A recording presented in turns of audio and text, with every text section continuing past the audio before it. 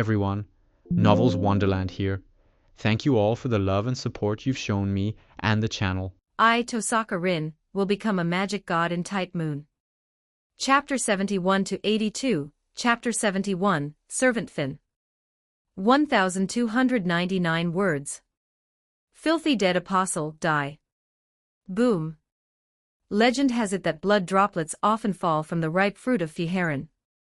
Some of these droplets turn into seeds, and after sleeping underground for a while, they evolve differently from the parent. The child of Inash is their final form. Rin held her forehead, watching Lorelei cast spells at the surroundings, and shook her head. She understood Lorelei. As a Bartholomewoi, she had an innate hatred for all dead apostles, which was natural. However, this inefficient approach did nothing to help defeat the child of Inash, and only exhausted her. After shattering a large patch of withered wood with a storm mana bullet, Lorelei turned to Rin, who was watching from the sidelines. Rin. Why aren't you attacking? Oh. Sorry, I was spacing out. Go, Innocentius.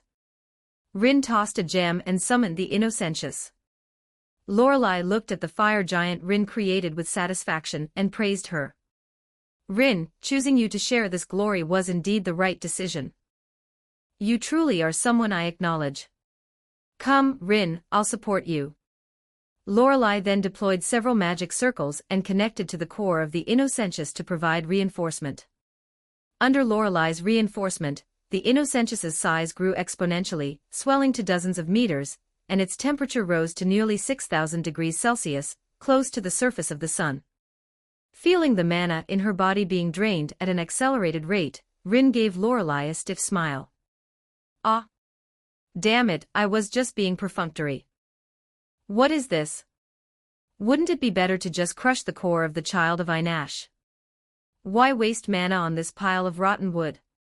Lorelei had no awareness of being a bad teammate, and continued to stack reinforcement magic on the Innocentius, while Rin cried out in her heart over and over again.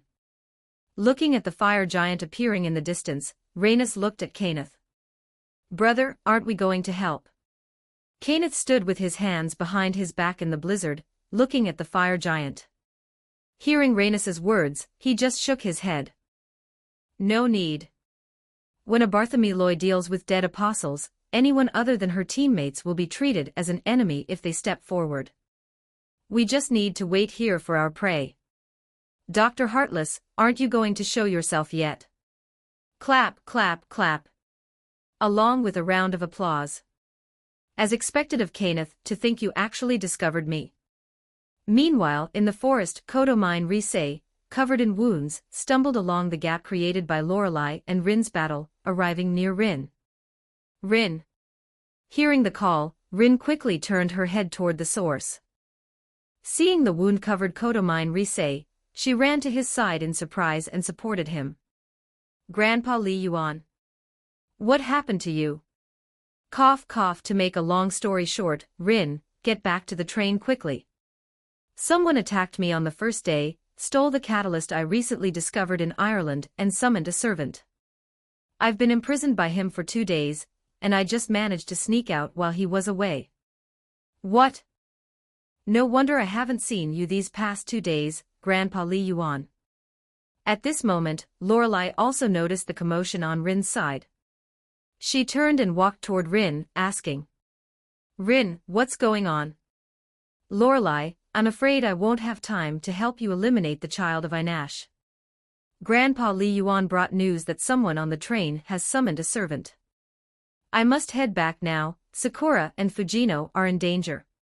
Hearing this, Lorelei nodded. A magic circle flashed in her hand, and a small vial of potion appeared. She then handed the potion to Rin. I see. You go back first. As soon as I eliminate the child of Inash, I'll return to help you. This is a secret medicine of the Bartholomewoi. It can replenish magical energy. Take it. Looking at the proud Lorelei handing her the potion like a gift, Rin didn't mind, knowing Lorelei was just being tsundere again. She pulled out a gem, handed it to Codomine Risay, and rushed toward the train without looking back.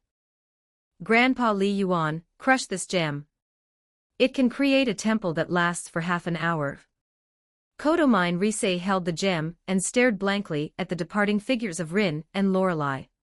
Hearing the voice drifting in the wind, he smashed the gem against a nearby rock without hesitation. Kenneth looked at Dr. Heartless before him, a mocking smile appearing on his face. Dr. Heartless, will you come with me, or shall I cut off your limbs and take you away? Hearing Kenneth's words, Dr. Heartless merely shrugged silently, then turned his head toward the direction where the fire giant had disappeared. It seems you've made your choice. Saying this, Kenneth pulled a test tube from his robes and tossed it onto the ground. Moonlit essence, Kenneth's supreme mystic code, flowed out of the test tube. Simultaneously, Rhaenys, who was nearby, also deployed a magic circle and took out a suitcase. As the suitcase opened, a variant of the moonlit essence, Trimmau, transformed into a humanoid maid and appeared beside Rhaenys. Slash! With a shout from Kenneth, the mercury beneath his feet extended, transforming into a sharp blade that slashed toward Dr. Heartless. At the same time, Trimmau, following Rhaenys's will, moved behind Dr. Heartless to block his retreat.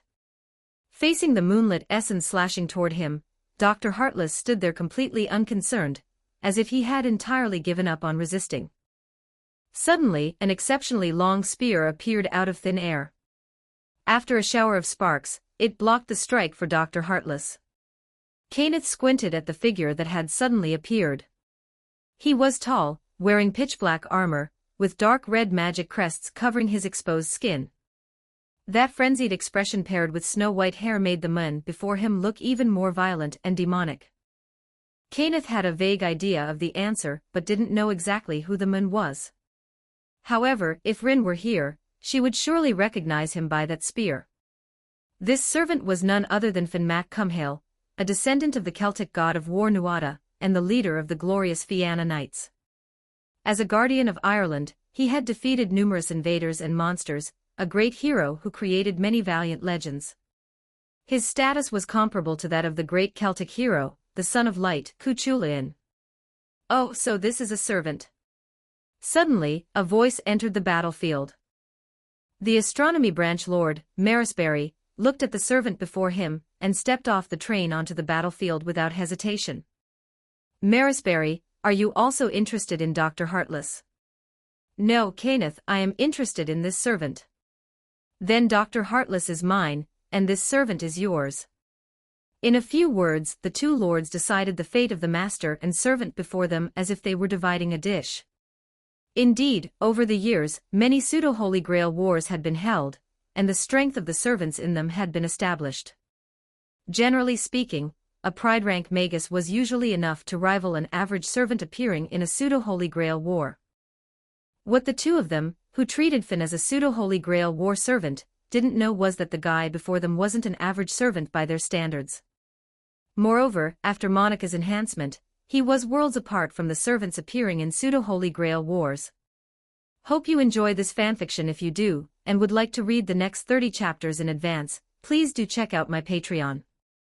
Patreon.com/tlscarlet.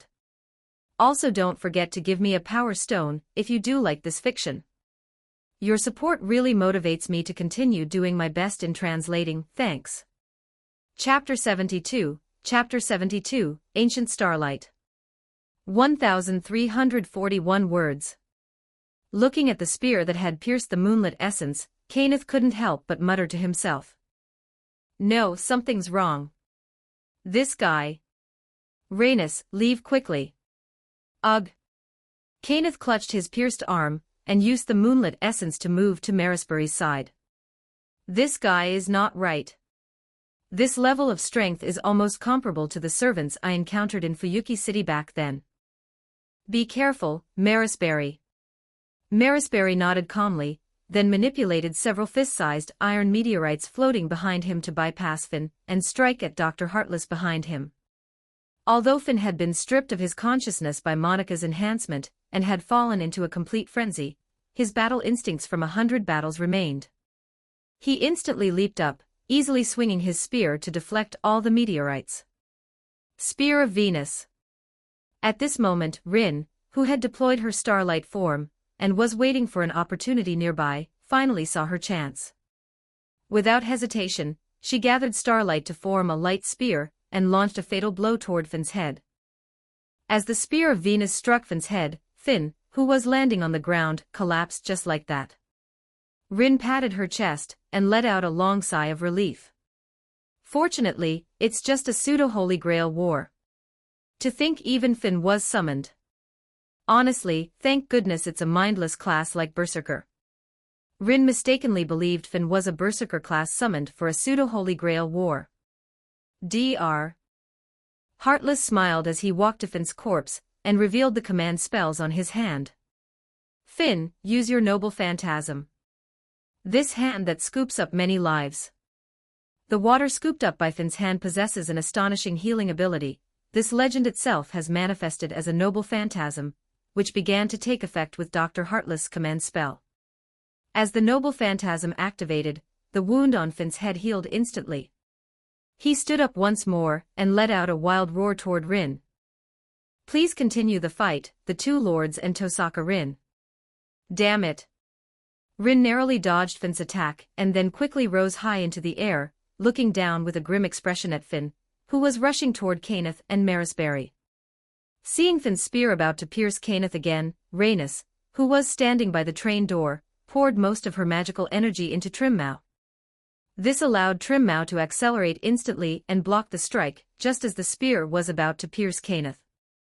Oh, little girl, then you should be the first to exit the stage. Dr. Heartless smiled at Rhaenys, but his words were lethal. Swish. Following Dr. Heartless' words, the nearby dead trees seemed to come alive, with countless branches stabbing toward Rhaenys. In the cockpit of the Mystic Eye Collection train, the acting manager of the train, and direct subordinate of the true ancestor Rita Rosian looked at the conductor and the auctioneer. Planning to damage the train again, these guys. Leandra, Rodan, from now on, anyone who attacks the train will be considered our enemy. Rhaenys leaned against the train door, helplessly raising her hands to try and give herself some comfort. However, Rhaenys knew that her end would soon be just like those who had committed suicide, as she had mentioned before. At this critical moment, the defensive magecraft suddenly deployed by the train bought valuable time for Rin. Rin dove rapidly from the sky to stand before Rhaenys just as the train's magic circle shattered. Ancient starlight, light wing deployment. Hundreds of beams of light collided with hundreds of branches. The powerful and ancient starlight instantly suppressed the child of Einash, not only crushing the branches but also completely pulverizing a large area of surrounding dead wood. This was precisely the mystery suppression brought by Rin's complete starlight mode. Based on a concept proposed by the scientific genius Da Vinci, by collecting ancient light emitted from distant stars, Rin's mystery was elevated to a level comparable to the Age of Gods. Rin turned her head and joked to Rhaenys behind her. Rhaenys, I've been accumulating this starlight for over half a year. How do you plan to compensate me? Rhaenys looked at the pulverized dead wood forest with lingering fear, and cast a grateful look at Rin. Thank you, Rin. You're welcome. I'm going to help Kenneth and the others. Take care of yourself.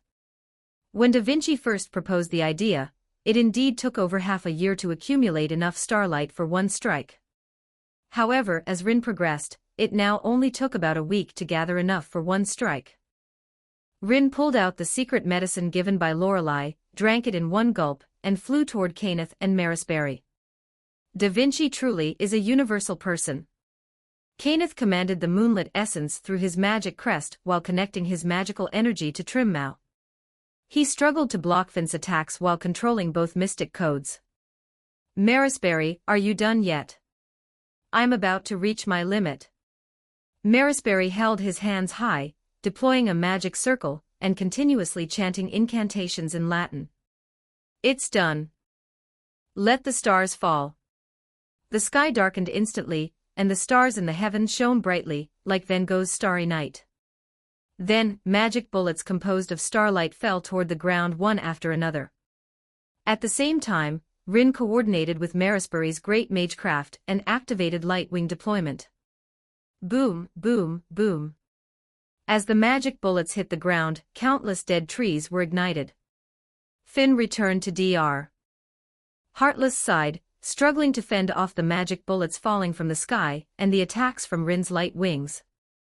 As the dust cleared, Kenneth's face, slightly pale from blood loss, showed a look of surprise. Seeing Finn unscathed, he shouted, "How is this possible? A mere pseudo-servant can actually take a great magecraft unscathed." "Kenneth, I'm afraid this is no pseudo-servant. Although I don't know what methods that guy used, Finn's Saint Graph before us has definitely been enhanced." Marisberry turned his head to look at Rin in midair. "Then is this a true servant?" "I don't know either. Perhaps it's an existence somewhere between a pseudo-servant and a true servant." After taking a moment to stop the bleeding in his arm, Kenneth asked Rin. "Rin, can you buy me some time?" "No problem." After answering Kenneth, Rin summoned a flame sword in her hand and dove down toward Finn. With a flick of the flame sword, she stabbed toward Finn's heart. Marisberry also raised his hand, chanting more than 3 verses of magic bullets and firing them at Finn. Kenneth took off his glove, magic light glowing in his hand, then plunged his hand into the ground, chanting continuously. Bang! Rin's flame sword was easily shattered by Finn, who then kicked Rin away while pulling Dr. Heartless to dodge the incoming magic bullets. Rin climbed up from the ground, glanced at a piece of her wing that had been shattered while blocking Finn's kick, and complained. "This is simply unscientific. That guy has lost all reason, so why is his martial skill still so strong?" After complaining, Rin used magical energy to restore the integrity of her light wings. Then, with a flap of the wings, she condensed 2 flame swords in her hands and rushed toward Finn. Meanwhile, Kenneth was squatting on the ground, drenched in sweat, focusing intently on chanting his spell. However, this great magecraft required Kenneth to be in perfect condition to cast. Now, after successive intense battles, Kenneth's magical energy was already incomplete. At this point, Rhaenys also noticed Kenneth's state. Summoning her courage, she walked to Kenneth's side, placed her hand on his shoulder, and channeled her own magical energy into his body. "Thanks. Rhaenys, now take this hit, Dr. Heartless. Hope you enjoy this fanfiction. If you do, and would like to read the next 30 chapters in advance, please do check out my Patreon. Patreon.com/tlscarlet. Also don't forget to give me a power stone if you do like this fiction. Your support really motivates me to continue doing my best in translating. Thanks. Chapter 73, Kenneth's Great Magecraft. 1,250 words. Mercury. Mercury in English represents Quicksilver, the planet Mercury, and the messenger of the gods in Roman mythology, as well as the god of livestock, thieves, commerce, transportation, travel and sports, one of the 12 main gods of Rome. With Kenneth's loud shout, a huge mercury pillar erupted from the ground behind Finn. Then, 2 giant pythons made of mercury bound Finn tightly to the pillar with lightning speed. Legend has it that once, Mercury threw his staff between 2 fighting snakes, and they immediately reconciled. Thus, the caduceus is seen as a symbol of communication and reconciliation. It also symbolizes that in business, there are no permanent friends or enemies, only permanent interests. In the West, it is believed the caduceus can make business negotiations smoother and ease conflicts between parties. After a flash of magical light on Finn, the caduceus transformed back into Mercury and returned to the earth. But at this moment, Finn stood frozen in place, as if he had been completely hypnotized. This was precisely the beginning of Kenneth using Roman mythological concepts to reproduce the true effect of the herald's staff great magecraft. Rin, Marisberry, protect me. I am about to begin the final phase now. The caduceus, a great magecraft that Kenneth had developed after the Fourth War by expending great effort to combine the dual domains of mineralogy and spirit-ron evocation. The effect of the mineral component had already been demonstrated, and now it was time for the spirit-ron evocation. Upon hearing Kenneth's words, Rin and Marisberry quickly moved to his side, joining Rhaenys. The 3 of them formed a defensive triangle, watching Dr. Heartless warily. As Kenneth chanted once more, a mass of transparent figures began to be continuously pulled out from Finn, who stood dazed in place. Seeing this scene, the calm smile on Dr. Heartless' face vanished. Thinking of the Saggiamonica he would have to face if he failed, he shuddered and roared anxiously. Damn it! The child of Inash began to riot, and countless branches blocked out the sky, surging toward Kenneth like a tidal wave.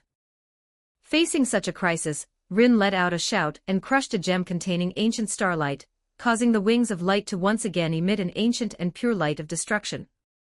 At this moment, Marisberry also set aside his usual graceful composure, chanting rapidly and continuously firing magic bullets. Meanwhile, the manager of the Mystic Eye Collection train, who had been monitoring the battle outside, could no longer sit still. Although she was completely caught in the crossfire, she could not worry about such issues now.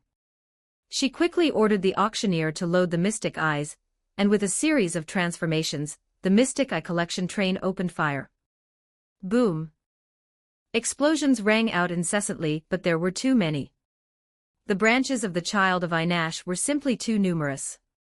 Even though Rin and the others fought hard to block them, many branches still broke through the blockade, advancing toward Kenneth. At this critical moment, wail! Lorelei appeared like a savior. Flying high in the sky, she pointed her riding crop, and a violent hurricane shattered all the branches that had broken through the blockade. Seeing all the branches blocked, Rin finally had a moment to catch her breath. She gave Lorelei a thumbs up and said, "Lorelei, that was perfect timing." "Of course. I am Bartholomew. Oh no." Just as Rin and Lorelei let their guard down to chat, Dr. Heartless pushed through Rhaenys and Marisberry's magic bullets and broke into Kenneth's side. Die. Facing Dr. Heartless, who had broken through Rhaenys and Marisberry's defenses, Kenneth showed no signs of stopping his chant. Just as Dr. Heartless' left hand, burning with green flames, was about to touch Kenneth. Moonlit essence that overlooked and supreme mystic code of Kenneth's, once again displayed its ferocity. Since it only required operation through magic crests, moonlit essence could still be used even while Kenneth was casting spells. Dr. Heartless clutched his severed left arm and fell to the ground. On the ground nearby, the left arm severed by moonlit essence was burned into a pile of ashes by the green flames due to the out-of-control magecraft. Mercury. As Kenneth shouted once more, Finn was pulled out from his Saint Graph. After smiling and nodding at Kenneth, he turned into starlight and vanished from the world. Marisberry looked regretfully at Finn, who had dissipated into the world, and wiped the sweat from his forehead. Is it over? Supported by Rhaenys, Kenneth walked over to Dr. Heartless, who had collapsed on the ground, and looked down at him from above. Of course. Marisberry, if you need information about the servant, you can trade with me. I will take Dr. Heartless as per our previous agreement. That won't do. He is still useful to me, so I cannot hand him over to you. Who is that? Everyone turned their heads toward the direction of the voice, only to see Saggiamonica, like an elf from the mortal world, skipping toward them from the wreckage of the Child of Inash. Rin-chan, we meet again. Saggiamonica. Everyone except Rin suddenly found themselves unable to say a word, and could only stand helplessly in place. Rin-chan, you can't have him. He's still useful to me. Let me take him, okay? Although Rin could still speak, her body was unable to move, and she could only let Monica hold her arm, and act coquettishly. Rin looked nervously at Monica, who was holding her arm, and acting like a little girl, fearing that Monica's expression would change in the next second, and she would rip her arm off. Rin-chan, if you don't say anything, I'll take it as you agreeing. Hey, you piece of trash, get up and come with me. Seeing that Rin did not speak, Monica showed a bored expression, turned her head to say that to Dr. Heartless, and then led Dr. Heartless away.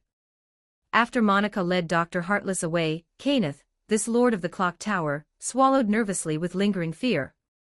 Was that Saggiamonica from the Department of General Fundamentals? Are all the people from the Far East monsters? Marisberry looked thoughtfully in the direction where Monica had left, muttering silently in a voice that no one but himself could hear. The calamity of the root. Lorelei gritted her teeth, her riding crop creaking in her grip. Bartholomew Lorelei, the queen of the clock tower, possessed an obsession with victory that the young girl herself could not control. Believing that she would always be victorious, forever victorious, Lorelei had just been rendered unable to move by a single glance from Monica. For the incredibly proud Lorelei, this was a complete humiliation. "Rin, you know her, don't you? Take me to see her. Right now." Rin looked at the enraged Lorelei, shook her head helplessly, and turned to walk toward the train. "Tohsaka Rin. I order you to take me to see her, did you hear me?" "Lorelei, admit it. Even if you saw Monica now, what could you do? Commit suicide?" Lorelei remained silent, standing frozen in place. Hope you enjoy this fanfiction. If you do, and would like to read the next 30 chapters in advance, please do check out my Patreon. Patreon.com/tlscarlet. Also don't forget to give me a power stone if you do like this fiction. Your support really motivates me to continue doing my best in translating. Thanks. Chapter 74, Fuyuki City. I'm back. 1,435 words. Outside London Airport. Kenneth walked up to a car on the side of the road and knocked gently on the window. As the window slowly rolled down, Kenneth spoke. "Lorelei, aren't you going to see Rin off?" Lorelei watched Rin and the others walking into the airport in the distance and answered Kenneth Sunderel, "Why? None of your business." Just then, Rin, who had walked to the airport entrance, turned around and waved at Kenneth and Lorelei, shouting something, seemingly saying goodbye. "It seems Rin has spotted you, Lorelei." Lorelei blushed and turned her head away. "I told you, none of your business. Drive, let's go back." Rin smiled as she watched the vehicle drive away, and at the call of Sakura and the others, she pushed her luggage and followed them. Marisberry smiled as he looked at Rin, recalling his meeting with Monica after returning to London. After hesitating for a moment, he said to Rin, "Rin, I'll leave you here. I look forward to you returning with enough funds next time. Rest assured, I will return with enough funds to fulfill our contract. Then, have a safe trip. Goodbye." Fuyuki City, the plane landed slowly at the airport. Rin returned once again to this place, her birthplace. She raised her hand and looked at the command spells left over from the last war. "Come, Holy Grail War, the winner this time will be me too." Rin, accompanied by Sakura, Fujino, Waver and Gray, walked out of the airport and immediately spotted Tuko leaning against a car outside the airport, smoking. "Tuko. Rin." The two smiled at each other. Tohsaka Annex, Tuko drove the group back from the airport and arrived here first. Just as she got out of the car, Rin saw Da Vinci, who was pouting and looking unhappy, standing in front of the gate, staring at her intensely. Da Vinci, why are you looking at me with that expression?" "Ah. Rin, you bastard, what was that British delicacy? Stargazy pie. I think it was more like death with eyes wide open. Do you know I was so scared I crawled under the table back then. You must compensate me again." All right, I'll compensate you. Tomorrow I'll go out with you, and I'll buy you whatever you like, okay? See, we have guests now." Then, Rin turned to Waver, who was carrying luggage with a nostalgic look on his face, and Gray, who was curiously looking around, and said, "Waver, Gray, please come in. Welcome to the Tohsaka Annex." Rin and Tuko took Waver and Gray to the rooms prepared for them to drop off their luggage. After accompanying Waver and Gray to tour the upper structure of the entire Tohsaka Annex, Rin stood up to bid them farewell, returned to the car, and left with Tuko, Sakura, and Fujino. Waver sat in the hall of the Tohsaka Annex with a cigar in his mouth, ignoring Da Vinci, who was occasionally casting curious glances, and said to the somewhat nervous Gray, "Gray, I'm leaving Rin's experiment to you. Don't worry, Rin promised me that she definitely won't hurt you." "Okay." At noon, after many days of absence, Rin, Sakura, and Fujino finally returned home. After returning to their rooms to put away their luggage, the group came together to the hall. Sorry, mother, auntie, for making you worry. X2. Tohsaka Tokiomi sat at the head of the dining table, elegantly swirling the red wine glass in his hand. Oh, only to Aoi. Don't you intend to say anything to me? Rin walked up behind Tokiomi and slapped him on the back, startling Tokiomi so much that he spilled his wine all over the floor. Dad, where did you learn this routine? Not from another TV show, right? Tokiomi, who was wiping the wine stains off his hands with a napkin, was called out by Rin. He laughed awkwardly twice and said nothing more. It's all right, Sakura, Fujino, as long as you have returned safely. Hearing that her mother was not blaming her, Sakura happily hugged Aoi, burying her head in Aoi's arms and acting coquettishly. Mom, you're the best. At this point, Tokiomi, on the side, was not having it. Sakura, am I not good? Hearing Tokiomi's words, Sakura left Aoi's arms, hugged Tokiomi's arm, looked up at Tokiomi, and smiled. Dad is of course just as good. Rin, on the side, noticed the look of loneliness in Fujino's eyes. She walked up to Fujino and put an arm around her shoulder. Fujino, don't think too much. You are also part of our family. Hamurahara Academy, as the bell for the end of class rang. Shiro Kotomine turned his head to look at Sakura's empty desk and couldn't help but sigh. Shinji Mato, who walked up beside Shiro Kotomine, also followed Shiro's gaze to look at Sakura's desk. His expression changed drastically, and he cautiously leaned into Shiro Kotomine's ear and asked. Hey Shiro, what are you doing? I've seen you staring at Sakura's seat a lot lately. You don't like Sakura, do you? If that Tohsaka Rin finds out, she'll kill you. Shiro Kotomine was stunned and looked at Shinji Mato in disbelief. Shinji, what are you thinking? How could I possibly like Sakura? Ah. Is that so? Then why do you keep looking at Sakura's seat? Shiro Kotomine looked at the surrounding classmates, picked up his bento, and pulled Shinji to the empty rooftop before opening his mouth to reply. Shinji, you must not spread this around. I heard from my father that Sakura secretly ran off to the clock tower with Rin. You know what the clock tower is, right? Shinji Mato curled his lips. Of course I do. The highest institution in the magecraft world, right? Oh. I get it, you're worried that Sakura won't come back. Yeah, we've played together since we were little. Wouldn't it be sad if Sakura suddenly left? Shinji Mato rolled his eyes at Shiro Kotomine. Please. Shiro, we're magi too, you know. What if Sakura really goes to London? At worst, we can go ask Rinchan to help us, take us along. Don't.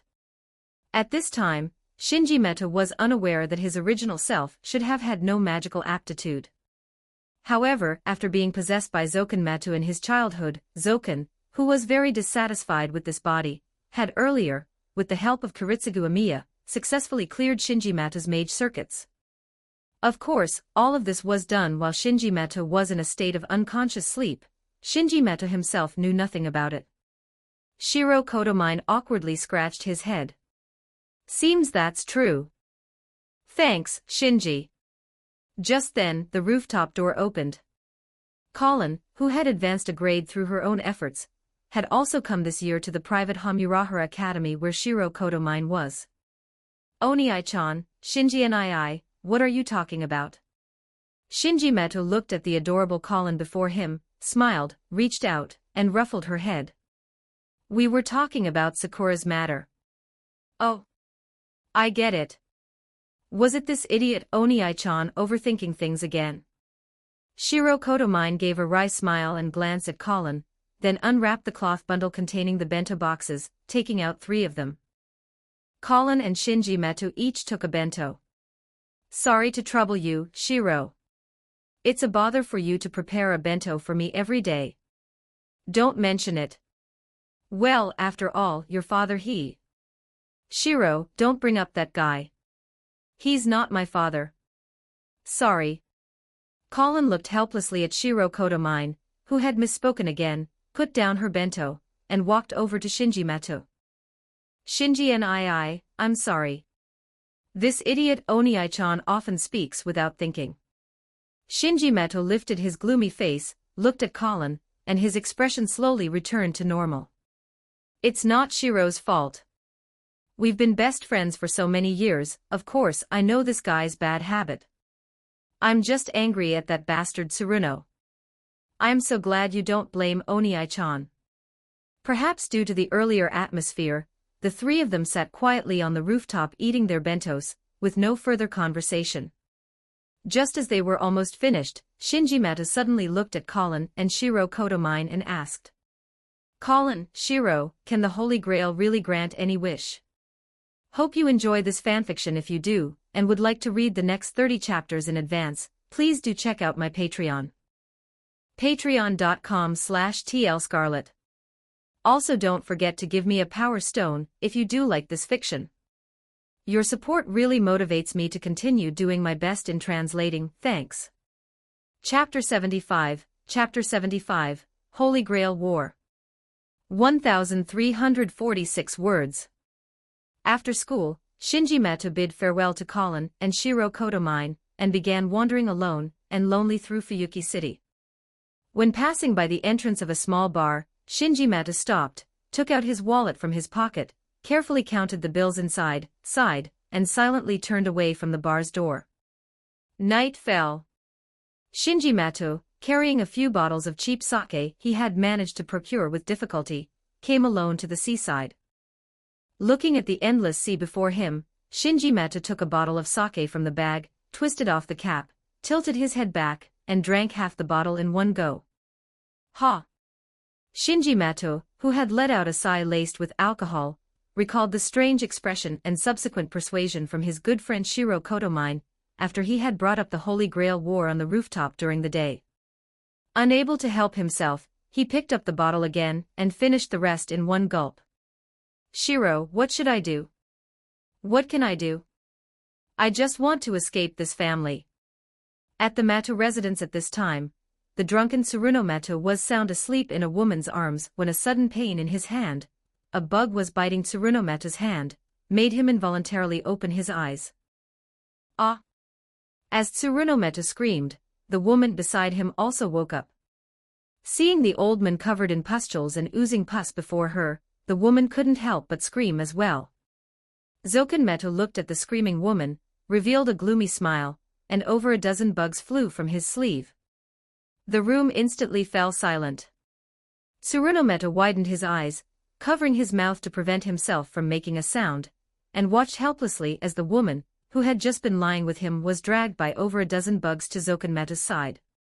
Then a sea of bugs surged, leaving only a pool of blood and a few tattered pieces of clothing on the floor. As the woman was absorbed by Zoken Mato, the pustules on Zoken Mato's skin disappeared. Tsuruno, is what I asked for prepared? Tsuruno Mato covered his mouth and nodded frantically, simultaneously looking towards a cabinet by the bed. Very good, Tsuruno. This old man won't disturb you any further. Rest. He. After Zoken Mato left the room, Tsuruno Mato collapsed weakly on the bed. Unable to help himself, he turned to look at a photo on the bedside table, remembering his wife, who had similarly been devoured by Zoken Mato before his eyes years ago. After Reiko, it was Shinji. Is it my turn now? Korea, I envy you. Late at night, Shinji Mato staggered back home. Reeking of alcohol, he went straight to his room, then, without even changing his clothes, casually fell onto the bed, covered himself with the blanket, and fell asleep. Suddenly, Shinji Mato on the bed sat straight up.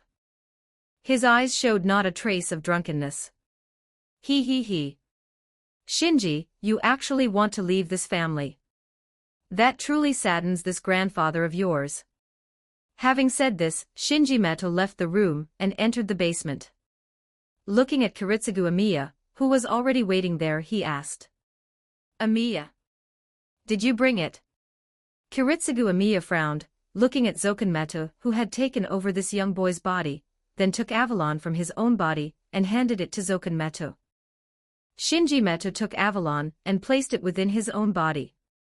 Then, he walked to a cabinet on the side of the basement, took out a withered arm bearing command spells from it.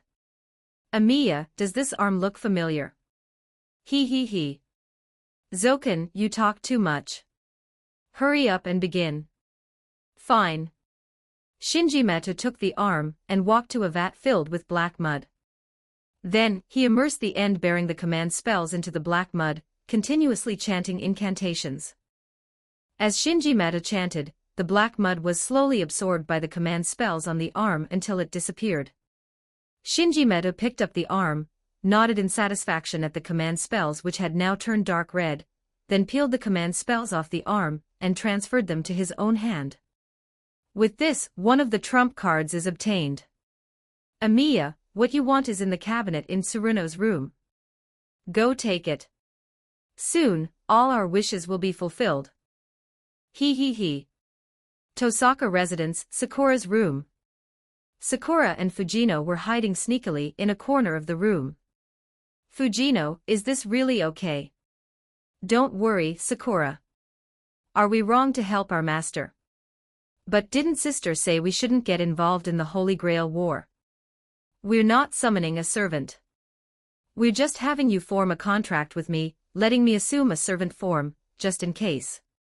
Well, all right then. Then it's settled. Tomorrow night at the back mountain. Fuyuki City Church. Kirai Kotomine frowned, looking at his adopted son. Shiro, have you truly decided to participate in this Holy Grail War? Father, yes. I don't want the tragedy of 10 years ago to repeat itself. So I beg you, allow me to participate, and I also ask you to tell me the method to summon a servant. Kirai Kotomine stroked his chin. With Rin here, Shiro is bound to fail. If I wait until Shiro is in dire straits, then go save him. Bliss. A gleam flashed in Kirai Kotomine's eyes. Eagerly, he began explaining the rules of the Holy Grail War to Shiro Kotomine.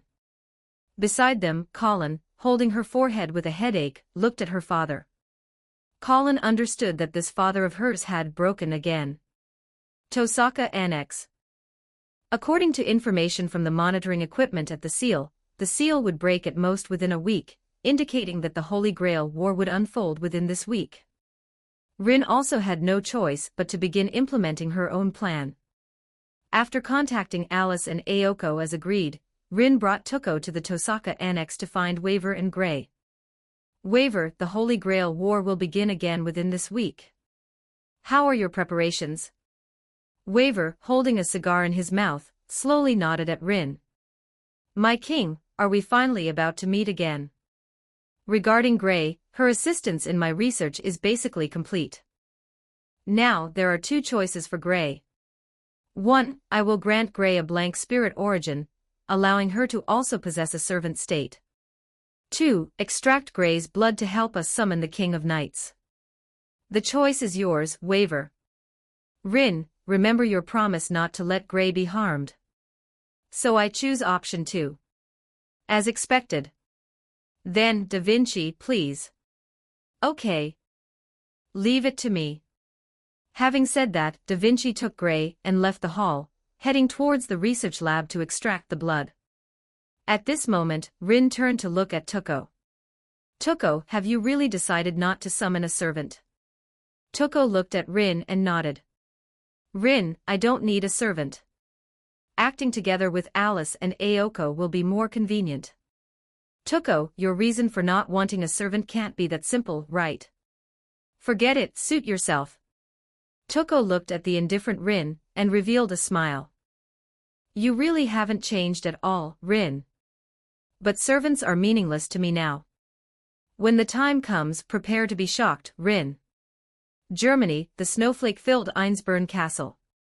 Ilya, accompanied by 2 homunculus maids, slowly walked out of the main gate of Einsborn Castle. Sella, Lacerit, this time we will definitely make Kiritsugu realize his mistake. Yes, young lady. You will surely make Kiritsugu pay the price for betraying you, X2. No, I just want Kiritsugu to know he was wrong. Right, berserker. Roar. Hope you enjoy this fanfiction. If you do, and would like to read the next 30 chapters in advance, please do check out my Patreon. Patreon.com/tlscarlet. Also don't forget to give me a power stone if you do like this fiction. Your support really motivates me to continue doing my best in translating. Thanks. Chapter 76, Solomon, Rin's Misfortune. 1,253 words. Fuyuki City, a residential house in the urban area. Dr. Heartless covered his nose with his only remaining right hand, pushed open the door, and walked in. Art, this is perfect art. So cool. A weak yet fanatical voice reached Dr. Heartless' ears. Dr. Heartless glanced at the middle-aged man tortured by Monica into a shape barely human, walked to Monica's side, and slowly bowed. Lady Monica, I have followed your instructions and set up the magic circle at the ley line node, awaiting only your activation. Ah, thank you for your hard work. By the way, Dr. Heartless, look at this person. Isn't he adorable? Dr. Heartless looked at the madman on the floor tortured by Monica. The corner of his eye involuntarily twitched a few times. He really couldn't understand what was adorable about this middle-aged man on the floor. Seeing the silent Dr. Heartless, Monica's expression instantly fell. As expected, none of you understand. Only Rin-chan can understand me. My Rin-chan, I so want to eat you up. Saying this, Monica unconsciously put a finger in her mouth and... But Mama doesn't allow it. I'm so troubled. Solomon, can you help me talk to my Mama, and get her to allow me to eat Rin-chan? A flash of light appeared behind Monica. Casterclass Solomon manifested behind Monica. Solomon looked with a headache at this princess of the root before him, and helplessly shook his head. Seeing that the Solomon behind her did not agree to her request, a command spell on Monica's chest instantly disappeared. Solomon froze in place. Then another command spell vanished. Solomon's eyes became hollow, like a doll. Dr. Heartless gazed fervently at Monica before him, exclaiming in admiration. As expected of the command spells bestowed directly upon you by the root, they can even manipulate the king of mages, Solomon. Monica paid no attention to Dr. Heartless. Instead, she turned to look at Solomon, flashed a radiant smile, then leaped up from her stool, and walked out of the room. Mother, everything will proceed according to your plan. But Rin-chan, will she truly belong to me in the end? Never mind, I'll go find Rin-chan right now, ha ha ha. Dr. Heartless watched as Monica left, then turned and fired a magic bullet at the middle-aged man before also exiting the room. What Dr. Heartless failed to notice was that Solomon, who should have been doll-like, now had a flicker of emotion in his eyes. In the evening, Rin once again mounted her beloved little motorcycle, revved the throttle, and sped out of the Tohsaka residence. Soon, Rin arrived at the street corner and stopped her motorcycle. Frowning at the roadblock ahead due to a major traffic accident, a wave of unease washed over her. Suddenly, Rin felt an arm wrap around her waist, and at the same time, someone appeared on the back seat of her motorcycle. Rin-chan, long time no see. Hearing the words whispered in her ear, Rin broke out in goosebumps. She stiffly turned her head to see Monica with one arm around her waist, tilting her head and smiling as she stared at her. Sagia Monica, why are you here? Monica quietly leaned against Rin, resting her head on Rin's shoulder. Gazing at Rin's profile, Monica slowly spoke. Because I missed you, of course, Rin-chan. As she finished speaking, a flash of magical energy emanated from Monica's hand around Rin's waist. Rin involuntarily turned the motorcycle around and began riding toward an unknown destination. Sagia Monica, where are you taking me? Aren't you the one riding, Rin-chan? Rin snorted coldly at Monica's words and stopped engaging with her. Meanwhile, her mind raced, searching for a countermeasure and a way to break free. As time passed, Rin continued riding the motorcycle, carrying Monica to an abandoned factory complex in the suburbs of Fuyuki City. Upon reaching their destination, Monica happily jumped off the motorcycle. With Rin stiffly following behind, she slowly walked into one of the factory buildings. Rin was compelled to walk to the center of the factory building. Watching Monica circle around her, laughing wildly, the sense of foreboding in Rin's heart grew stronger and stronger. Ha ha ha ha, Rin-chan, you asked where I was taking you. Of course, to a deserted place to finish you off. Watching Monica slowly approach, Rin anxiously tried again and again to use her magical energy to break Monica's control, but no matter what she tried, it was completely useless. Damn it. The moment Monica released her restraint, Rin's legs gave way, and she collapsed to the ground. Glaring furiously at Monica, who was sucking on her own finger, Rin demanded. Sagia Monica, what exactly do you want?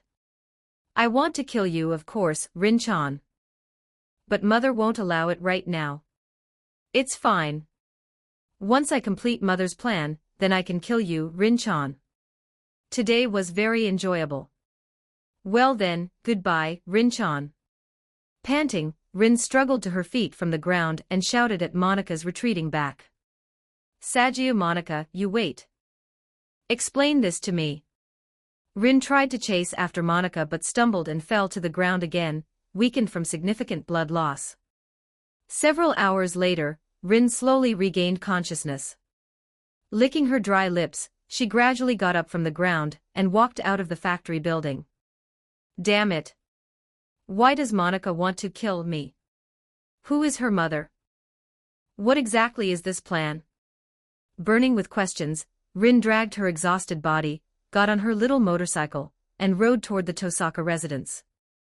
Rewinding time to the evening. After saying goodbye to Colin and the others at the school gate, Sakura waited for Rin to pick her up. Waiting and waiting, Rin never arrived.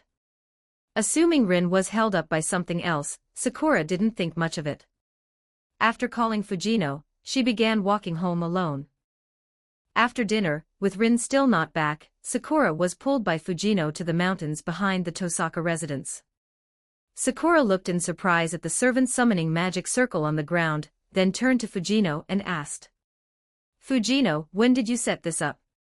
I finished it this afternoon. Let's begin, Sakura. Looking at Fujino standing in the center of the magic circle, and thinking about how this could help Rin, Sakura felt a surge of excitement. She extended her hand and began chanting the incantation to summon a servant. As the magic circle glowed brighter and brighter, an indescribable feeling simultaneously arose in the hearts of both Sakura and Fujino. As the light faded, Fujino, now in her servant form, couldn't help but clench her fist. Is this the power one should have when provided with mana by the true Holy Grail? At that moment, Sakura suddenly felt a heat on the back of her right hand, and a contractual link connected to her. Boom! An explosion sounded not far from Sakura. As the dust settled, a man with white hair, clad in a red shroud of thorns, walked out of the crater formed by the explosion. The man narrowed his eyes, looking at Sakura before him. Why is Sakura's hair black? Could this be a parallel world? Hope you enjoy this fanfiction. If you do, and would like to read the next 30 chapters in advance, please do check out my Patreon. Patreon.com/tlscarlet.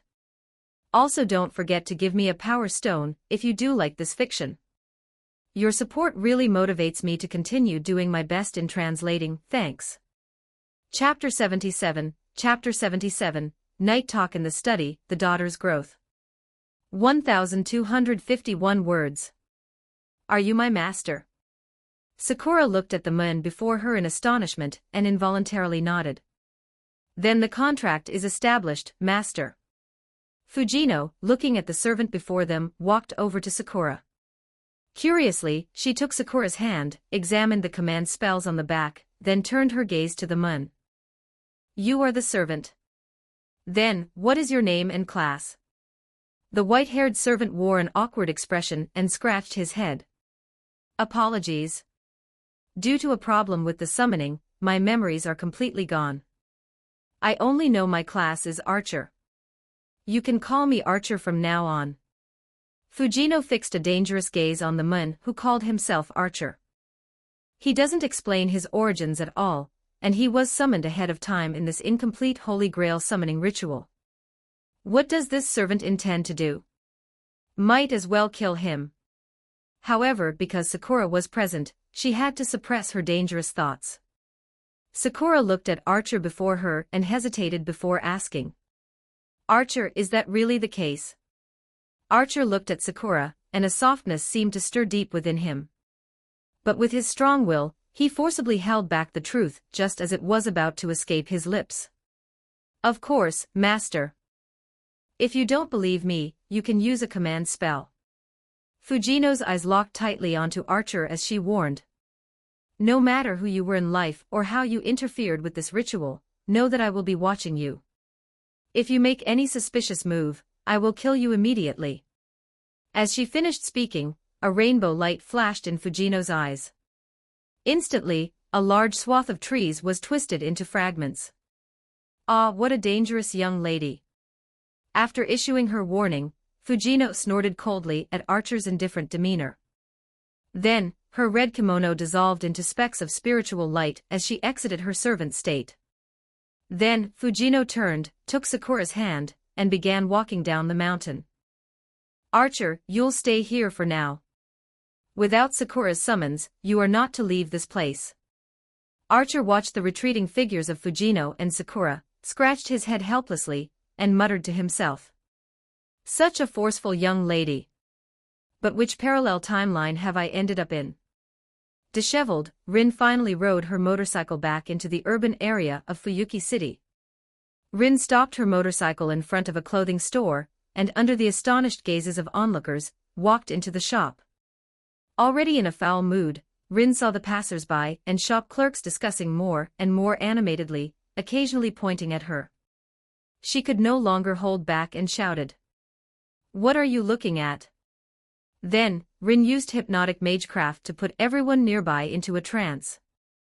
Walking up to a mirror, she finally saw the full extent of her disheveled state. Her crimson coat was covered in dust from falling on the ground. Her body and face, slick with sweat from earlier, now looked somewhat oily and shiny. Her usual twin-tailed hairstyle was a complete mess. Most critically, the stockings on her legs were stained with large amounts of blood from Monika's earlier attack. Now, with the blood dried and hardened, they felt extremely uncomfortable. Seeing herself in such a wretched state, Rin couldn't help but recall the ordeal in the factory. In a mix of shame and anger, she punched and shattered the mirror before her. She randomly picked out a few pieces of clothing, and went into the fitting room to change. After changing, Rin walked familiarly to the counter, operated the cash register to pay for herself, then left the store and mounted her motorcycle. Out of spite, Rin did not release the hypnotic magecraft on the people from earlier as she departed. Although this was a very safe shopping street, these passers-by would have to spend the night sleeping on the cold floor. Hopefully, they wouldn't be visited by thieves tonight. By the time Rin rode her motorcycle home, it was already 11 p.m. She pushed the motorcycle into the garage. Seeing most of the rooms in the mansion dark, Rin stood before the main door, took a deep breath to calm herself, took out her key, opened the door, and walked in. Rin went up to the second floor and arrived at the still-lit study.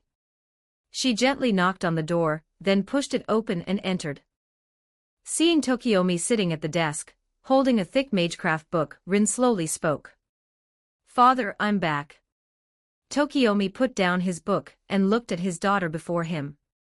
Although Rin had tried her best to act normal, Tokiomi's sharp eyes still detected something unnatural in her demeanor. However, facing his now-grown daughter, Tokiomi didn't say anything. He simply opened a drawer, took out a small box, and placed it on the desk. Rin, you need this, don't you? Father, how did you know? Tokiomi picked up the box and walked over to Rin. Looking at his daughter, who was now as tall as his shoulder, he placed his left hand on Rin's head and gently ruffled her hair. At the same time, he placed the box in Rin's hand.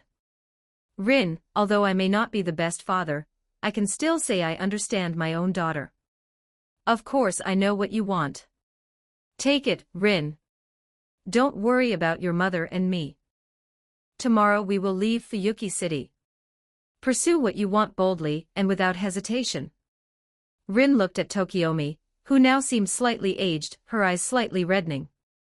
She threw her arms around him. No, father. You are the best father in the world. After a conversation with Tokiomi, Rin took the box and left the Tohsaka residence. She immediately activated her star dress mode, and disregarding magical energy consumption, flew toward the Tohsaka Annex.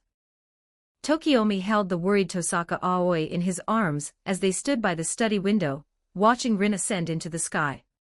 Aoi, are you sure you don't want to say goodbye to Rin? No need, dear. I believe Rin-chan will be safe and sound.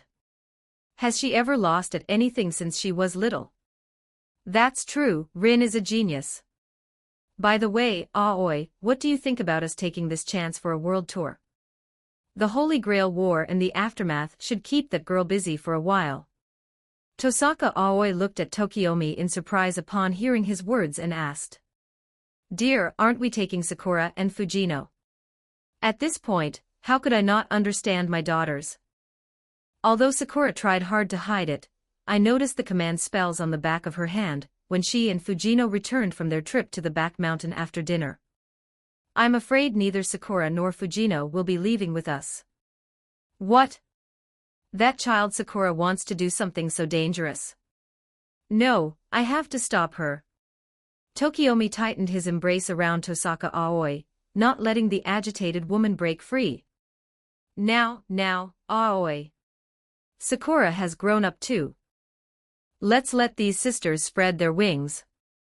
Besides, with Rin and the others looking after her, Sakura will be fine. Hope you enjoy this fanfiction. If you do, and would like to read the next 30 chapters in advance, please do check out my Patreon. Patreon.com/tlscarlet. Also don't forget to give me a power stone if you do like this fiction. Your support really motivates me to continue doing my best in translating, thanks. Chapter 78, A Reunion After 10 Years. 1,311 words. In the Fuyuki suburbs, Rin descended rapidly from the sky and landed in the courtyard of the Tohsaka Annex. Just as she was about to enter, she looked in surprise at Kirai Kotomine emerging from the mansion. Kirai, why are you here so late? Kirai Kotomine looked calmly at Rin and replied. Rin, I arrived this afternoon. I came to ask if you needed me to participate in the Holy Grail War to assist you.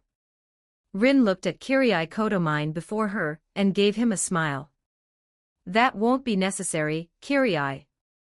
Please don't trouble yourself with participating this time. You have Colin and Shiro now, so there's no need to accompany me on this risky venture.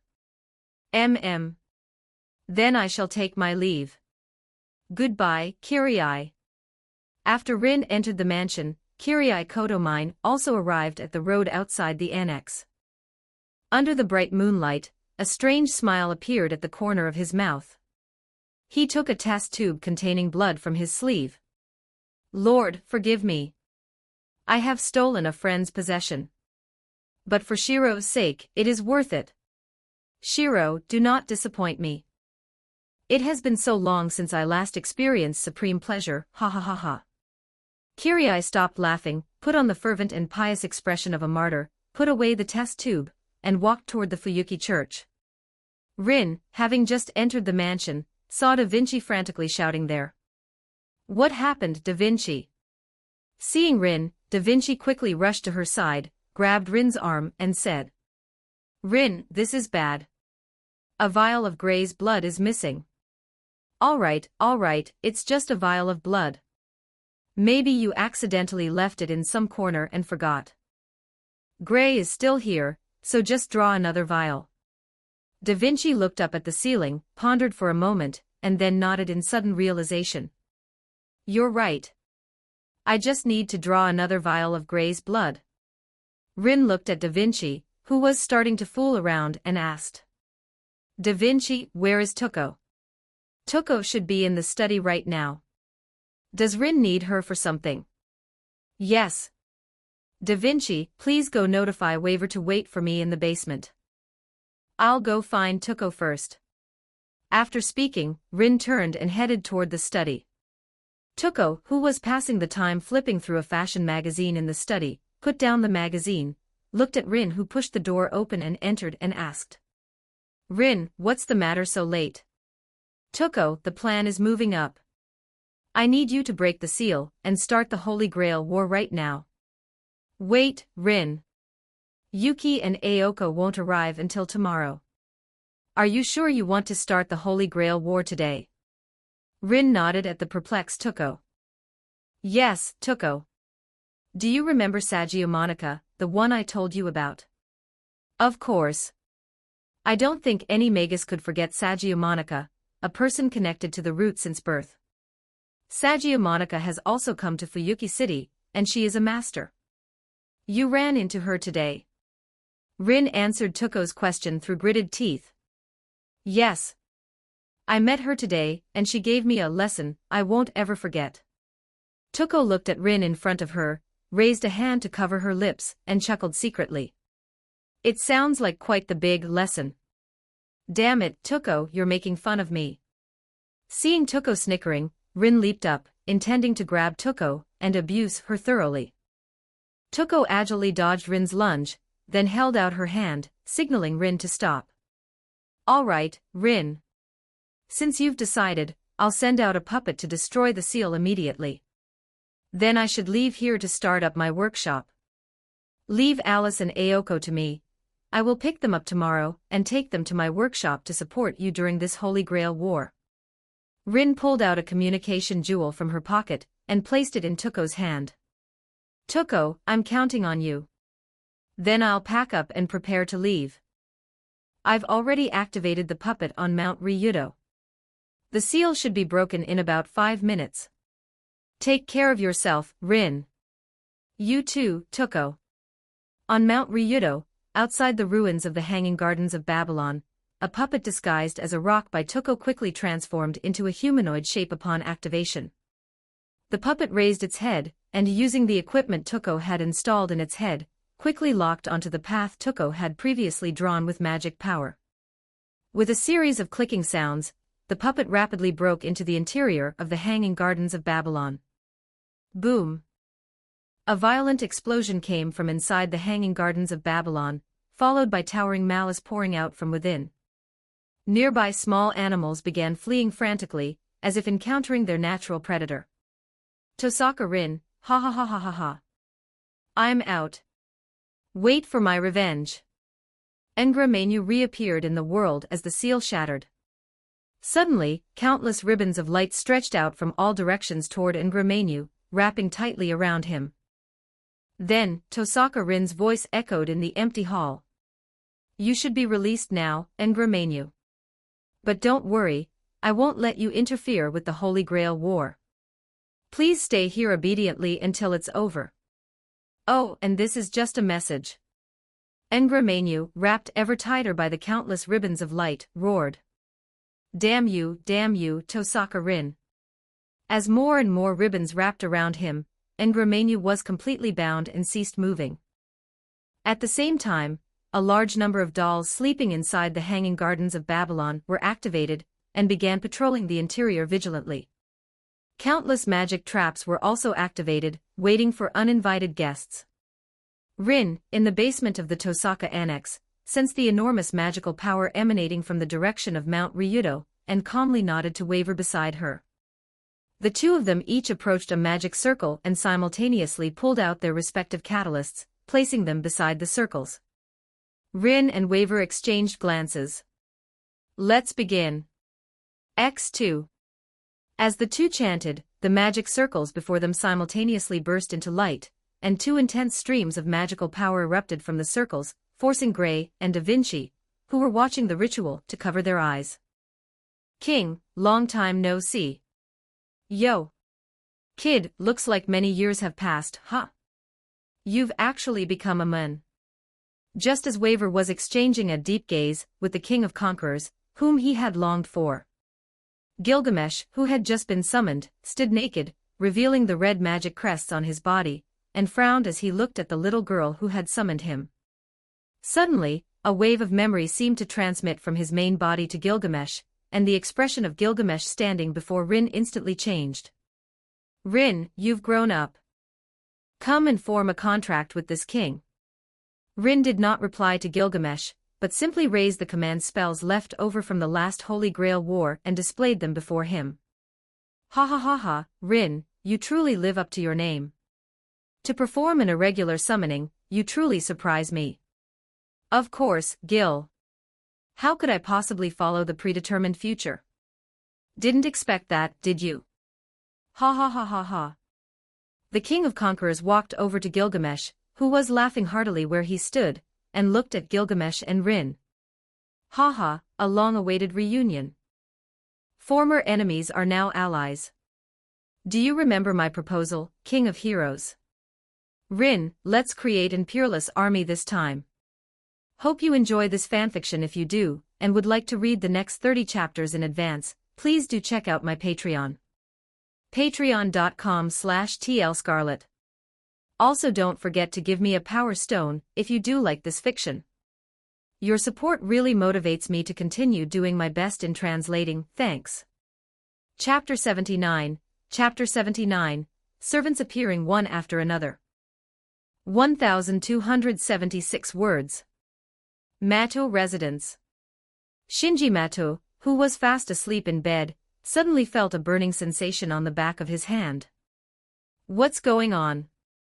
The groggy Shinji Mato raised his left hand, saw the command spells appearing on the back of it, and instantly sobered up. Command spells.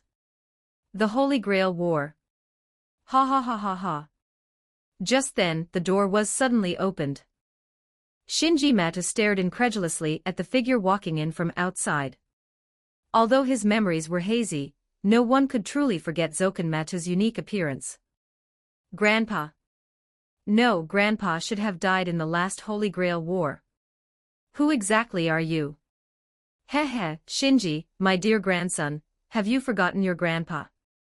Childhood memories flooded Shinji Mato's mind.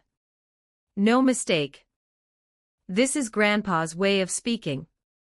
Could this really be Grandpa? But didn't he die in the last Holy Grail War? Zoken Mato saw Shinji Mato's confusion and cheerfully offered the ready-made explanation he had prepared. Shinji, I didn't die. Although Tohsaka Rin almost killed me back then, I had to hide these past years to avoid her pursuit. Now, Shinji, since you have gained eligibility for the Holy Grail War, there is no need for me to hide anymore. Rin? How is that possible? Aren't we both part of the 3 founding families? Why would Rin want to kill you? That's impossible. For the Holy Grail, of course. Shinji, don't you want the Holy Grail too? No. That's wrong. Although Rin is crude and irritable, she would never actively attack others, much less Grandpa, who is also one of the 3 founding families. There must be another reason. Besides, if Rin really did it, then that guy and I should have been killed by Rin too. Zoken Mato's expression instantly darkened. Tsuruno is truly useless, failing to even raise you properly. Ah. Following Zoken Mato's words, Shinji Mato felt a sharp pain in his heart, involuntarily rolling off the bed onto the floor, clutching his chest and wailing in agony. Shinji, you will cooperate with Grandpa, won't you? Otherwise, your heart will keep hurting like this. He. The suffering Shinji Mato looked up in confusion at his grandfather, who was sneering at him. Why? Aren't you my grandfather? Why are you doing this to me? He, Shinji. The blood you possess was granted by me, and your surname was given by me. Shinji, you are merely my tool. Now I require you to repay me. Be a good boy and become the tool for me to obtain the Holy Grail. He. Hearing this, Shinji Mato instantly fell into despair. Ever since Tsuruno Mato learned that his son was being used as a nest by Zoken Mato, Tsuruno, who was never a qualified father to begin with, completely ignored Shinji Mato thereafter. When Shinji Mato was young, Tsuruno even nearly starved him to death several times. However, after being warned by Zoken Mato, this situation didn't recur, but his attitude toward Shinji Mato became even worse. Although Shinji Mato became a magus, his mediocre magical ability meant he couldn't leave the Meta family and live independently, forcing him to cling to life in this house. But Shinji Mato still held a sliver of hope: adulthood. Once he reached adulthood, he could break free, just like his uncle Korea Mato, and leave this place. However, Zoken Mato's words just now shattered Shinji Mato's last hope. That's right, I'm just a tool of the Meta family. Just then, Kiritsugu Amiya walked in from outside. Seeing Shinji Mato on the floor with vacant eyes, he frowned deeply. Zoken, are you really going through with this? He, Amiya, isn't this obvious? I am merely handling this tool according to our plan. Everything is for the Holy Grail, for salvation. Isn't that what you agree with, Amiya? He. Kiritsugu Amiya said nothing more. He silently walked outside the Meta residence, sat down on the steps, and lit a cigarette. Master, is this truly all right? You must feel sympathy for that boy. Must a youth bear a life manipulated and arranged like this? Assassin, it doesn't matter. The Holy Grail, as long as I can obtain the Holy Grail, I can save everything. That's right, I can save everything, I must. Zoken Mato led the doll-like Shinji Mato to the basement. After arranging everything Shinji Mato needed to do, he leaned on his cane and walked over to the servant standing nearby. Begin, Shinji. The numb Shinji, easily manipulated by the undisturbed crest worms, began the servant summoning ritual. As a burst of light flared, King Arthur returned to the world. You are my master. Ah! King Arthur, who was about to complete the contract ritual, was suddenly contaminated by the malice emanating from Shinji's contract, painfully dropping Excalibur and kneeling on the ground, clutching her head. Following a flash of black and red intertwined light, the ahogue on King Arthur's head drooped, and Black Saber appeared. It's perfect. What do you think, Saintess? TCH. Old man, don't you think what you're doing is disgusting? He. Then this old man apologizes to you here. Next, I must trouble you to hand Shinji over to Ingramenu. That trash. I understand. But the fellow right here doesn't seem to want us to do that. Black Saber looked scornfully at the master and servant before her, and slowly picked up Excalibur from the ground. As Black Saber touched Excalibur, the sword instantly transformed from a golden holy sword into a black demonic blade. What are you two whispering about over there? Hurry up and present food to this king. Zoken Mato was momentarily stunned by Black Saber's declaration, but then stepped forward and replied. He, great king, this old man shall see to it immediately. Black Saber saw Zoken Mato's compliance, nodded contentedly, and then waved her hand. As long as you present food that satisfies this king, take that fellow on the floor if you want him. Fuyuki City, Church. Kirai Kotomine took the test tube containing Gray's blood from his bosom, and handed it to Shiro Kotomine. Start, Shiro. Shiro Kotomine carefully took the test tube from Kirai Kotomine, glanced at Colin, who was looking worried nearby, walked to the summoning magic circle, and began to chant loudly as instructed by Kirai Kotomine. Boom. As the light dissipated, a woman wearing a crown, dressed in thin clothing with armor only at key points, appeared in the center of the magic circle, riding a horse covered in armor. The woman raised the spear in her hand, pointed it at Shiro Kotomine in front of her, and asked. Are you the one who summoned this king? Shiro Kotomine nodded hurriedly in response to the woman before him, and then his left hand felt hot. 3 command spells appeared on the back of Shiro Kotomine's hand. I, Artoria, hereby acknowledge the contract. Upon hearing the servant in front of him acknowledge the contract with him, Shiro Kotomine finally breathed a sigh of relief.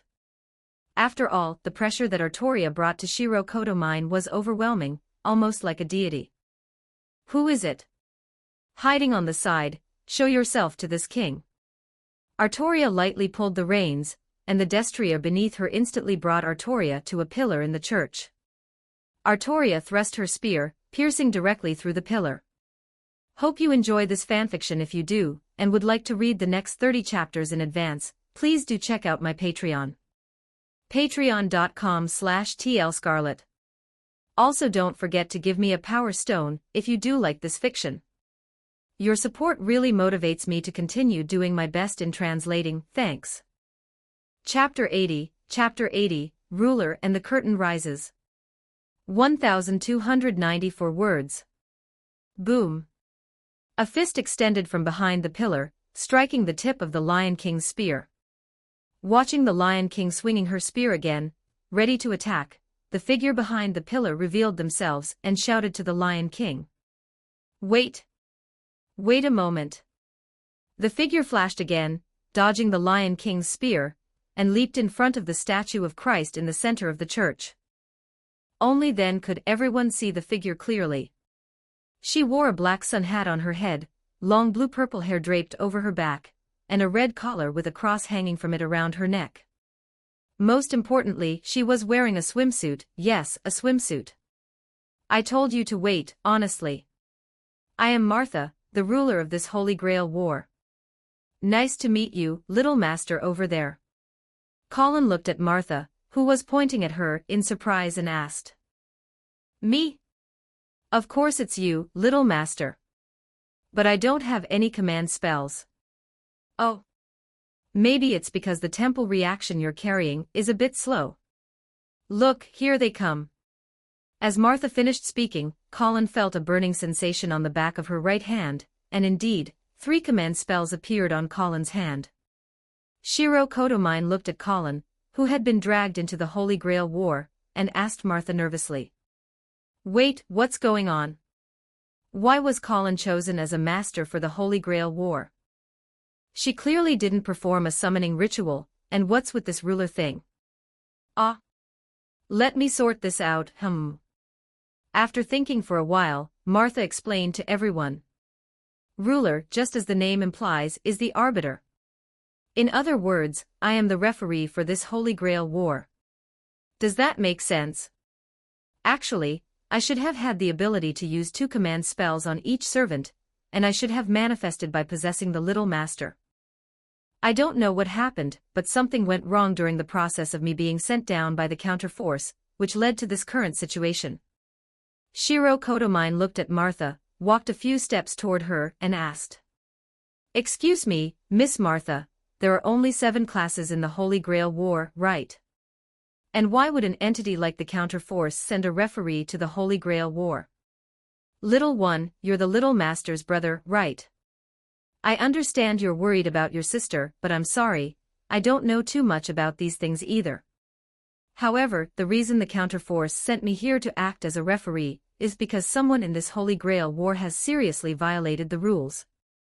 At this moment, outside the world, Alea and Gaia frowned and asked the black shadow in front of them in a cold voice. Why interfere with us sending a ruler? Ha ha ha ha, of course, it's because you violated the agreement. We did not. Our agreement was that we would not interfere with Tohsaka Rin, and we sent a ruler because someone violated the rules of the Holy Grail war, not targeting Tohsaka Rin. Ha ha ha. But your actions have interfered. Alea and Gaia looked at the black shadow in front of them and fell silent. After a long time, the 3 figures outside the world disappeared simultaneously, and the outside of the world returned to tranquility. Outside Fuyuki City, in a forest covered by a barrier, the Einsburn castle stood tall. Ilya sat on Berserker's shoulder and looked at Sella in front of her. Sella, have you found Kiritsugu? Young miss, we have discovered the presence of Kiritsugu Amiya near the Meta family. Is that so? Great. Berserker, let's go find Kiritsugu and say hello. At the same time, in the suburbs of Fuyuki City, a fierce battle was taking place on a farm. Lorelei was commanding the choir with high spirits, launching continuous attacks on the farm. I didn't expect these dead apostles to dare come here. Eliminate them, destroy them. Yes. Hearing Lorelei's statement, the choir shouted in unison. These first-class magi who could join the choir launched another massacre against the dead apostles in the farm. At this moment, an elderly man dressed as a butler walked up to Lorelei and whispered in her ear. Young miss, those magi have agreed to your request in the face of your majesty. They have chosen to fight for you. Lorelei looked at the Fuyuki City area in the distance, a fighting spirit rising in her eyes. Monica, I know you are here. Just wait. I will return the humiliation you gave me double this time. Butler, notify those magi to start setting up. I want to make sure not even a fly can escape Fuyuki City. Yes, as you wish. Soon, the order conveyed by the butler was carried out. As familiars were brought to various parts of Fuyuki City, a large group of magi, who received Lorelei's orders, began to set up a barrier around the outskirts of Fuyuki City according to her instructions. A magus sitting on a speedboat traveling on the sea looked at the brightly lit Fuyuki City in the distance, and couldn't help but complain to his companion. So unlucky. I came to the Holy Grail War to try my luck, and I actually ran into the Queen of the Clock Tower. Sigh. I was against coming here from the start. You were the one who insisted on coming. All right, you two, stop complaining and get to work. The ordinary people in Fuyuki City are the unlucky ones.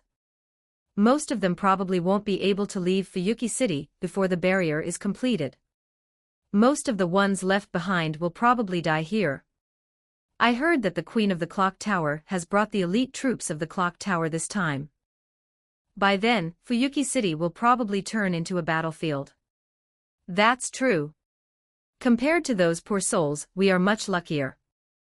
By the way, once Fuyuki City is reduced to ruins, with such a big incident, can that Queen of the Clock Tower keep it hidden? Won't she expose the world of magic to ordinary people? You talk too much. Do you know who she is? Bartholomew Loy. One of the 3 great noble families of the Clock Tower. She must have already sent people to communicate with the high-level ordinary officials. What are we worrying about?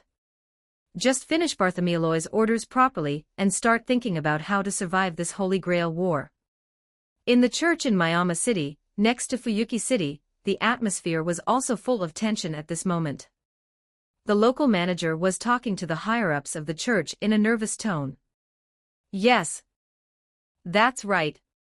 Your Excellency the Bishop, that heretical Queen of the Clock Tower has brought a large number of elites into the territory of Fuyuki City.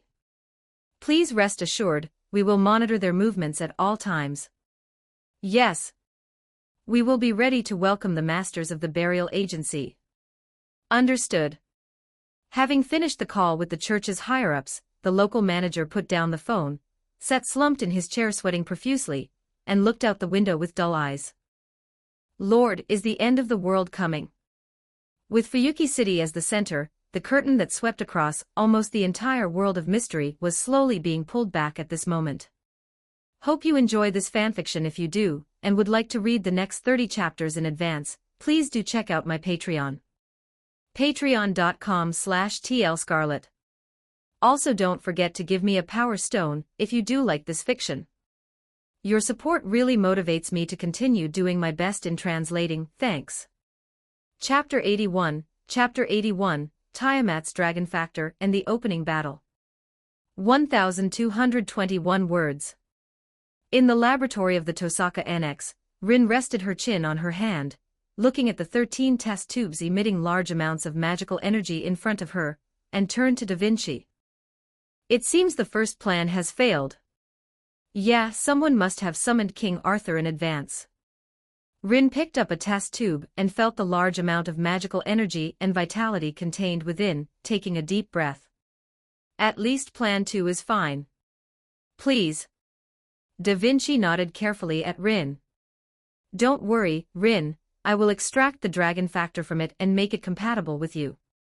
After hearing Da Vinci's words, Rin put down the test tube in her hand and turned to walk to the basement door. When Rin reached the door, she whispered, "It's really great to have you, Da Vinci." When Rin walked out of the basement, Gilgamesh, leaning against the wall at the basement exit, was waiting for Rin with a glass of fine wine. Rin, are you finally going to start fusing the dragon factor? Did you see it again? Gilgamesh didn't speak, extended his empty hand and spread it towards the air. A golden ripple opened, and a deep blue pearl flashing with the luster of a gemstone fell into Gilgamesh's hand.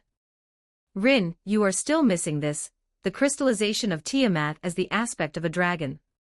Tiamat. That goddess of the sea from Mesopotamian mythology, the deity who created all things, the incarnation of primordial chaos. Yes. In Mesopotamian mythology, she is closely related to dragons. After speaking, Gilgamesh placed the pearl in his hand into the stunned Rin's hand, turning into a ball of golden light and disappearing from Rin's field of vision. Rin gripped the pearl in her hand tightly and turned to walk to the basement.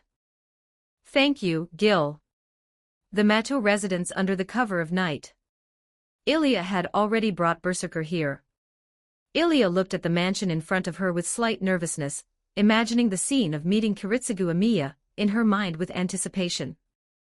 At this moment, a soft roar from Berserker reached Ilya's ears, bringing Ilya back to her senses. Thank you, Berserker. Then Ilya shouted loudly towards the Mato residence. Kiritsugu, are you not planning to come out and see me? Suddenly, Berserker behind her grabbed Ilya, leaped up, and dodged the sudden attack. Roar. Black Saber looked unhappily at Berserker, who was roaring at her after putting Ilya down, and scolded with contempt. Where did this idiot come from, daring to disturb the king's meal? Ilya looked at Berserker first, then said to Berserker with full confidence. Go. Berserker, defeat him, and Kiritsugu will definitely appear. Roar. Hearing Ilya's command, Berserker let out a wild roar, stepped hard on the ground, and rushed towards Black Saber like a cannonball, wielding the huge nameless axe sword in his hand. A beast, huh? Black Saber gripped Excalibur with both hands and collided with Berserker's nameless axe sword. Huge wind pressure and sonic booms were constantly generated during their collision. A war like a myth and legend was happening again in Fuyuki City. On the second floor of the Tohsaka residence, Zokenmeta smiled and looked at Kiritsugu Amiya beside him, asking. Amiya, that's your daughter, right? Don't you plan to see her? There is no need for that. I only need the Holy Grail now. He, how cold and ruthless. On the road that had been reduced to ruins, the battle of the servants continued. The superb martial arts of both sides and their similar attributes made it impossible to determine the winner in a short time. However, compared to Berserker, who had an excellent master in Ilya, Black Saber's master, Shinji Mato, was holding Black Saber back quite a bit, causing Black Saber to lose the initiative in the melee. TCH, damn trash. Black Saber cursed under her breath, raised Excalibur, and unleashed her noble phantasm without mercy. Boom. A torrent of dark purple light instantly engulfed Berserker. When the light dissipated, Berserker, with only half his body remaining, was still standing in place. Berserker! Ilya exclaimed, then looked at Black Saber with an angry expression. To be able to make Berserker lose a life so quickly, you bastard! Roar! The moment Ilya spoke, Berserker's noble phantasm, God Hand, took effect, and he recovered, letting out a roar. Ilya thought for a moment, stopped Berserker from attacking again, reached out to pinch the hem of her skirt, and curtsied to Black Saber. It seems I won't be able to see Kiritsugu tonight. However, if Kiritsugu intends to see me, have him come find me, he knows where I am. Let's go, Berserker. Black Saber leaned on her sword, watching the master and servant disappear at the end of the street. At this moment, Zokenmeta walked up to Black Saber, leaning on his cane. My apologies, King of Knights. It seems my good-for-nothing grandson has affected your performance. Please rest assured, Your Majesty, very soon, my good-for-nothing grandson will provide you with infinite magical energy. That was just a warm-up. Go, old man. I'm hungry again after warming up. Hurry and bring me some food. Meanwhile, in the Fuyuki City urban area, numerous magi in various locations witnessed the battle that was like something out of a myth. At the Grand Hyatt Hotel in Fuyuki City, a female magus on the top floor swallowed hard, looking at her companion in shock. Is this the real Holy Grail war? You've got to be kidding me. How could something like this be summoned? The female Magus's companion was in an even worse state, trembling as he leaned against the railing of the rooftop, looking at the street completely destroyed by Black Saber's noble phantasm. This must be a dream. That magical energy, so dense it's sickening, and that monster capable of creating sonic booms just by swinging a weapon, how could it possibly appear in the modern age? Countless magi would be unable to sleep tonight. After watching the scene of the servant battle transmitted from the city, Lorelei stood up and walked to the window. She watched the choir in the farm, who were busy disposing of the dead apostle corpses. After pondering for a while, she instructed her butler behind her, "Issue an order now. Do not let those idiots provoke the masters in the Holy Grail War. Avoid servants as much as possible." "Yes, as you wish." Lorelei looked up through the window at the night sky. Does Saggiamonica have something like this by her side too? It seems I need to wait for an opportunity to join forces with Rin. Church. Kirai Kotomine hung up the phone, stood up, and walked into the backyard of the church, looking toward Shiro Kotomine's room. So the burial agency and the clock tower both intend to intervene. Father, how could I give up such pleasure? I will go to Europe to meet you. Hope you enjoy this fanfiction. If you do, and would like to read the next 30 chapters in advance, please do check out my Patreon. Patreon.com/tlscarlet. Also don't forget to give me a power stone if you do like this fiction. Your support really motivates me to continue doing my best in translating. Thanks. Chapter 82, Jalter and Shinji. 1,487 words. Early morning, Fuyuki City sewers. In Kiritsugu Amiya's mage workshop, Kiritsugu Amiya was adjusting the prosthetic puppet limb on his right hand with the help of Miyahizo. Suddenly, a servant wearing a red hood that obscured his face, and clad in armor appeared behind Kiritsugu Amiya. "Master, there is a reaction of a servant being summoned at the Fuyuki City Church, and a servant has also been confirmed on the mountain behind the Tohsaka residence. The defenses of the Tohsaka residence are too tight, and I cannot break through. I cannot determine if there are other servants." Hearing Assassin's report, Kiritsugu Amiya frowned and asked, "Assassin, is that all the intelligence you have?" "Regarding servants, I can only confirm this much, Master. However, I discovered last night that a large number of magi have entered the city, and I don't know what they are setting up. At the same time, a large number of magi are also setting up similar things in the suburbs." I understand. Continue to closely monitor the movements of the Tohsaka family, and bring me a magus today. Understood. After saying this, Assassin vanished into the sewers. Kiritsugu, can we really trust this kind of servant who hides his face? Hearing Miyahizo's words, Kiritsugu Amiya turned his head, and explained to the woman, who had never left his side, there are many such nameless assassins in history. I have already used a command spell to ask. He truly does not have a name of his own. Kiritsugu, I always have a sense of familiarity with this servant. You must be careful. Miya. Tohsaka residence. At the break of dawn, Rin returned with Gilgamesh.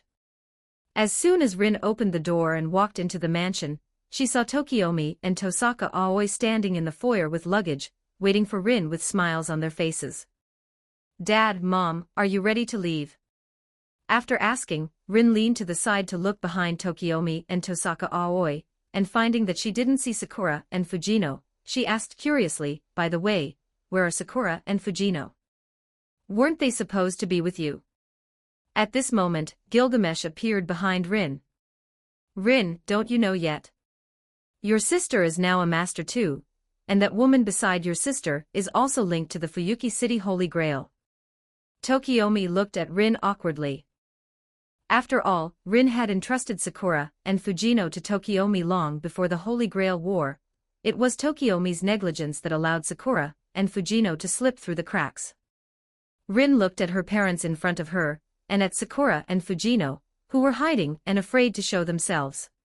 She knew that no matter what she did now, she couldn't change the fact that Fujino and Sakura had joined the war, so she shouted, "Sakura, Fujino, you two stay here and behave, do you understand?" Then, she walked up to Tokiomi and Tohsaka Aoi, picked up a piece of luggage, and turned to walk out the door. "Let's go, Dad, Mom. I'll see you off first, and then I'll come back to deal with Sakura and Fujino's matter." Tokiomi and Tohsaka Aoi exchanged glances, and smiles appeared on their lips simultaneously. After all, Rin was currently acting just like a little adult. Rin helped Tokiomi and Tohsaka Aoi load the luggage into the car. She sat in the back seat with Tokiomi, while Tohsaka Aoi went to the driver's seat and started the car. Tokiomi looked at his daughter sitting beside him and stroked Rin's head with gratification. "Rin, sorry to trouble you. As a father, I actually need you to take us to the airport. Isn't it only natural for a daughter to take care of her parents?" At this moment, Tokiomi suddenly pulled down his sleeve and cast a hypnotic magecraft, confusing Rin. At the same time, the magic crest passed down through generations of the Tohsaka family on his arm floated up. Then, taking advantage of Rin being hypnotized, he pulled over Rin's right hand, removed the magic crest, and placed it on her. The sharp pain from her right arm woke Rin from Tokiomi's hypnotic magecraft. Looking at Tokiomi, who was panting and covered in sweat in front of her, she felt both angry and heartbroken. "Rin, I know you never wanted the magic crest. If I had offered it to you, you would definitely have refused.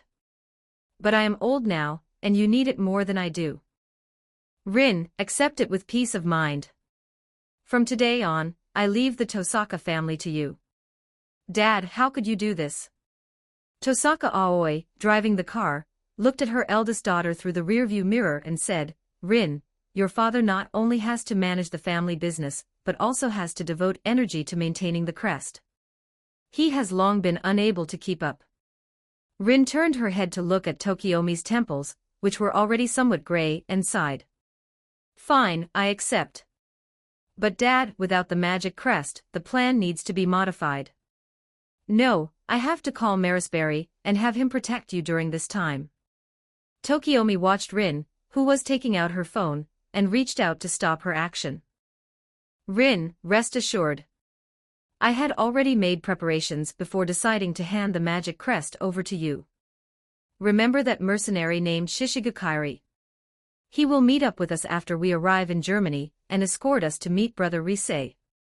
Brother Risei has also prepared sufficient manpower. Are you not going to travel around the world anymore? Rin, your mother and I are not in a rush for these few days.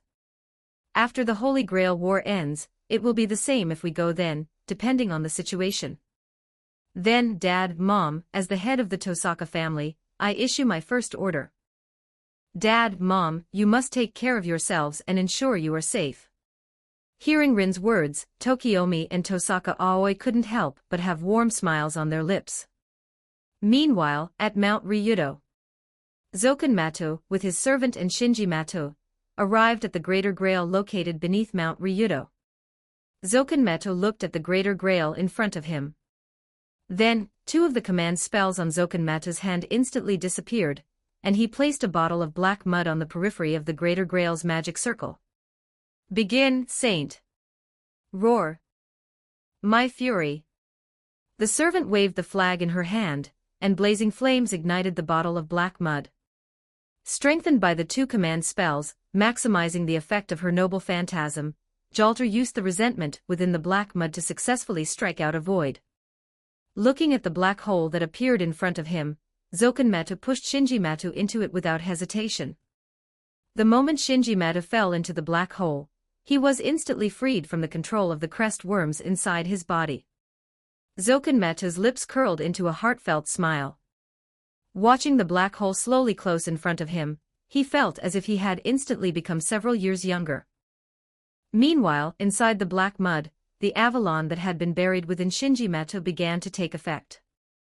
A thin layer of light membrane isolated Shinji Mato from the black mud.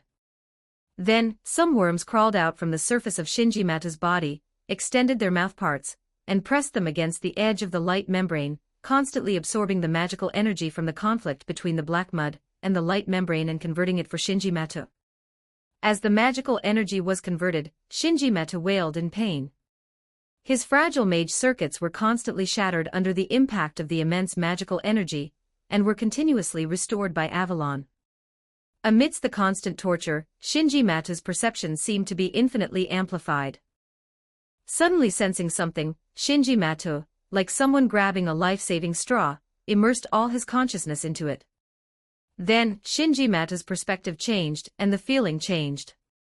This is Saber's vision. What is going on? Right, since I have Saber's perspective, maybe I can control her to save myself. Unfortunately, Shinji Mata failed.